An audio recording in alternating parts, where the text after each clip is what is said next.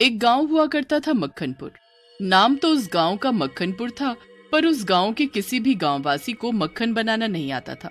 उस गांव के लोग मक्खन निकालने की चाहे कितनी भी कोशिश कर लेते, पर वो मक्खन निकाल ही नहीं पाते थे, जिसकी वजह से उस गांव के सभी लोग मक्खन के स्वाद के लिए तरस कर रह जाते थे। एक दिन की बात है, उस गांव की एक औरत जिसका नाम कोमल होता है, उसका मक्खन खाने का बहुत मन हो रहा था। तो वो सोचने लगती है, मक्खन खाए हुए कितना समय हो गया, मक्खन खाने का बड़ा मन हो रहा है, क्यों ना मैं मक्खन बनाकर देखूं, शायद बन जाए। यह सोचकर वह मक्खन बनाने के लिए बैठ जाती है और जब उसका मक्खन बनकर तैयार हो जाता है तो वो बड़ी खुश होती है। बन गया मेरा मक्खन, जब वो रात को खाना खाने आएंगे तब मैं उन्हें खाने में ये मक्खन दूंगी तो वो कितने खुश होंगे। और फिर जैसे ही उसका पति घर आता है तो वो अपने पति को खाने में मक्खन देती है और कहती है, पता है आज मैंने आपके लिए मक्खन बनाए है।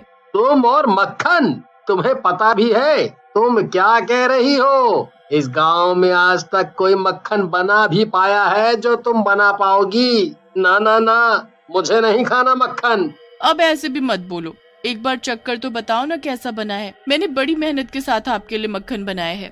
और फिर जैसे ही उस औरत का पति मक्खन को मुंह में डालता है तो उसके मुंह का स्वाद बहुत खराब हो जाता है। छी, ये भी कोई मक्खन है? पूरे का पूरा मुंह का स्वाद खराब करके रख दिया। जब पता है इस गांव में कोई भी मक्खन नहीं बना पाया तो तुम कैसे बना सकती हो? अब तुम ही खाओ अपना बनाया हुआ मक्खन। फिर कोमल का पति गुस्से में बिना खाना खाए वहाँ से चला जाता है और उसके जाने के बाद वो उस मक्खन को चख कर देखती है। सही में इस मक्खन का स्वाद तो बड़ा ही खराब है। वो बेचारी उदास हो जाती है और उस मक्खन को उठाकर बाहर कूड़े में फेंकने चली जाती है।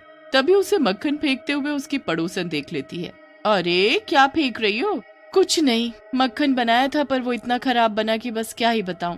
सही में हम लोग मक्खन बनाने की चाहे कितनी भी कोशिश कर ले पर हम मक्खन बना ही नहीं पाते। अरे हमें तो मक्खन खाए हुए तो ऐसा लगता है जैसे सदियों हो गए। जब दूसरे गांव किसी के यहाँ जाना होता है तभी मक्खन खाने के लिए नसीब होता है। हाँ सही कहा बहन। फिर कोमल और उसकी पड़ोसन अपने अपने घर चली जाती है। फिर एक दिन उसी गांव के कुछ लोग आपस में बातें कर रहे होते हैं। अरे भैया क्या बताऊं, आज मेरी धर्म पत्नी ने ऐसा बेस्वाद मक्खन बनाया कि बस क्या ही बताऊं। अरे भाई कितनी बार बताना पड़ेगा, इस गांव में कोई भी मक्खन नहीं बना पाता। पता नहीं फिर भी क्यों बेकार कोशिश करती हैं मक्खन बनाने की। सही कहा भाई आपने, इस गांव में आज तक किसी को मक्खन बनाना नहीं आया। हाँ। वो सभी गांववासी जब बातें कर रहे होते हैं तो उन सबकी बातें एक चुड़ैल छुपकर सुन रही होती है, जिसका पता उन्हें बिल्कुल भी नहीं चलता। उन सभी की बातें सुन वो चुड़ैल बड़ी खुश होती है और उनके जाने के बाद, अरे वाह, इन गांववासियों को बेवकूफ बनाना मेरे लिए कोई मुश्किल काम नहीं है और ये जगह मेरे लिए बिल्कुल सही है। यहाँ मैं अपना काम आराम से कर सकती हूँ और किसी को मुझ पर शक भी नहीं होगा। फिर क्या था, देखते ही देखते वो चुड़ैल एक मक्खन बनाने वाली औरत बन जाती है और फिर उसी गांव में रहने लगती है। और जैसे ही रात होती है तो वो औरत चुड़ैल बन जाती है और हंसने लगती है। इन गांव वालों को तो मैं स्वाद चखाऊंगी, वो भी अपने मक्खन का, ऐसा स्वाद कि वो कभी भूल ही नहीं पाएंगे। ये कहते कहते वो चुड़ैल बड़े जोरों से भयानक हंसी हंसने लगती है। वो मक्खन बनाने के लिए एक बहुत बड़े पतीले में बहुत सारे कीड़े मकोड़े डालकर उसमें अपने कटे हुए हाथ से खून निकालकर खून डालने लगती है। बन जा मेरे मक्खन, बन जा। और फिर जब उसका मक्खन बनकर तैयार हो जाता है तो वो अपने जादू से उस मक्खन को बिल्कुल असली मक्खन जैसा बना देती है, जिससे किसी को भी उस पर शक ना हो। और फिर वो अपने बनाए हुए मक्खन को हाथ में लेकर उसकी खुशबू सूंघने लगती है। बन गया मेरा मक्खन। कल सुबह जब गांव वाले मेरा बना नकली मक्खन खाएंगे तो उन्हें पता भी नहीं होगा कि उनके साथ क्या हो रहा है। और फिर जैसे ही सुबह होती है वो चुड़ैल एक सुंदर औरत बन जाती है और गांव में अपनी मक्खन की दुकान खोल लेती है और जोर जोर से आवाज लगाने लगती है, मक्खन ले लो मक्खन, ताजा ताजा मक्खन, ऐसा मक्खन जिसका स्वाद आप कभी भूल नहीं पाएंगे और बार बार मेरा मक्खन खाने आएंगे। उस मक्खन वाली की आवाज से गांव की सभी औरतें और कोमल उसकी दुकान पर आकर इकट्ठी हो जाती हैं और आपस में बातें करने लगती हैं। ये क्या, रात ही रात में मक्खन की दुकान कहाँ से आ गई?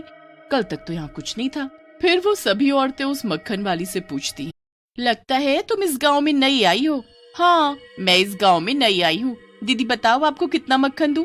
पहले अपना मक्खन चक्कर तो दिखाओ, तभी तो उसका स्वाद पता चलेगा कि तुम्हारा मक्खन सही भी है या नहीं। हाँ हाँ, क्यों नहीं, अभी चखाती हूँ। फिर वो मक्खन वाली एक एक करके उन सभी औरतों और कोमल को भी मक्खन चखाती है और उस मक्खन वाली का मक्खन खाने के बाद वो सभी औरतें आपस में कहने लगती हैं, वाह, वही असली मक्खन का स्वाद, मजा ही आ गया खाकर। अब तो मैं रोज यहाँ से मक्खन ले जाया करूंगी। कम से कम अब हमें मक्खन खाने के लिए तरसना तो नहीं पड़ेगा, और जब मेरे पति मक्खन खाएंगे तो वो कितना खुश होंगे। सही कहा जीजी आपने। फिर वो सभी औरतें अपने अपने घर के लिए मक्खन खरीद कर ले जाती हैं और रात को खाने में वो सभी औरतें अपने पतियों को मक्खन खिलाती हैं और मक्खन खाते ही वाह वाह, क्या स्वाद है, मजा ही आ गया मक्खन खाकर। मन तो करता है बस मैं ये मक्खन खाता ही रहूं। उधर जब कोमल का पति भी वो मक्खन खाता है तो उस मक्खन की तारीफ किए बगैर नहीं रहता। भाई, जिस किसी ने भी ये मक्खन बनाया है, मन तो करता है कि अभी के अभी जाकर उसके हाथ चूम लूं। ऐसा भी नहीं है जो आप उस मक्खन वाली के हाथ चूमे। हाथ चूमने तो मेरे चूमो जी, मैंने आपको इतना बढ़िया मक्खन लाकर खिलाया है। कोमल के पति को मक्खन इतना स्वादिष्ट लगता है कि वो सारा मक्खन खा जाता है। खाना खाने के बाद वो दोनों सो जाते हैं और जब गांव के लोग भी सो जाते हैं तो वो सुंदर औरत फिर से चुड़ैल बन जाती है और नकली मक्खन बनाने लगती है। वो मक्खन बनाने के लिए फिर से बहुत सारे कीड़े मकोड़े का इस्तेमाल करती है और अपना हाथ काट कर उसमें खून डालने के बाद वो अपने जादू से मक्खन का स्वाद असली जैसा बना देती है। गांव वाले सोच भी नहीं सकते कि मेरा मक्खन खाने के बाद उन सभी लोगों के साथ क्या हो रहा है।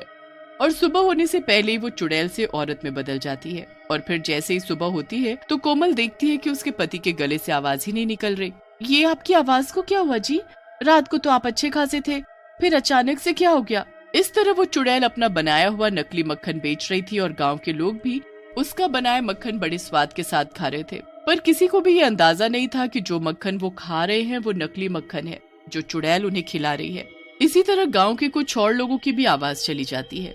गांव के सभी लोग बहुत परेशान हो जाते हैं और वो सभी एक जगह इकट्ठा होकर बातें करते हैं। समझ नहीं आ रहा भैया, ये सब हमारे गांव के लोगों के साथ क्या हो रहा है। न जाने गांव के लोगों की आवाज को क्या हो गया है। इस किसी को देखो, वो बोल ही नहीं पा रहा। ऐसा रहा तो हमारा पूरा गांव गूंगा हो जाएगा भाई, फिर कोई बात करने के लिए नहीं बचेगा। सही कहा भाई तुमने, ऐसे तो सब के सब गूंगे हो जाएंगे। पर समझ नहीं आ रहा ये सब हो कैसे रहा है। और फिर एक रात गांव का एक आदमी देर रात को खेतों से अपना काम करके अपने घर के लिए लौट रहा था। तभी वो उस मक्खन वाली के घर कुछ अजीब सी आवाज सुनकर रुक जाता है। इतनी रात इस मक्खन वाली के घर से अजीब सी कैसी आवाज आ रही है, चलो चल कर देखता हूँ। फिर जैसे ही वो आदमी उस मक्खन बनाने वाली के घर की खिड़की से झांक कर देखता है तो उसके होश उड़ जाते हैं। बाप रे, ये तो चुड़ैल है। और ये क्या कीड़े मकोड़े का क्या कर रही है? तभी वो आदमी देखता है कि उस चुड़ैल ने मरे हुए कीड़े मकोड़े से असली मक्खन बना दिया। फिर वो आदमी जल्दी से जाकर गांव के लोगों को सारी बात बताता है और फिर सभी गांववासी मिलकर एक तांत्रिक के पास जाते हैं और उसे उस मक्खन बनाने वाली चुड़ैल के बारे में सब बताते हैं।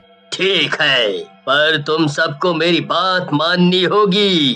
अब तुम सब जल्दी से उसका बनाया हुआ मक्खन लेकर उस चुड़ैल के घर चलो। फिर सभी गांववासी अपने अपने घर से मक्खन लाकर उस चुड़ैल के घर पहुंच जाते हैं और उसके घर के चारों ओर उस नकली मक्खन का घेरा बना देते हैं। फिर तांत्रिक उस घेरे पर मंत्र के साथ भभूत छिड़कता जाता है जिससे उस चुड़ैल का शरीर जलने लग जाता है।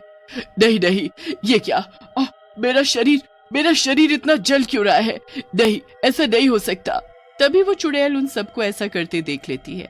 अच्छा, तो तुम सबको मेरे बारे में पता चल गया, पर तुम मेरा कुछ नहीं बिगाड़ पाओगे। ए चुड़ैल, छोड़ दे इन सबको। इन्होंने तेरा क्या बिगाड़ा है जो तू इनकी आवाज इनसे छीन रही है? मेरे पति और बच्चे की आवाज नकली मक्खन खाने से गई थी और फिर उनकी मौत हो गई।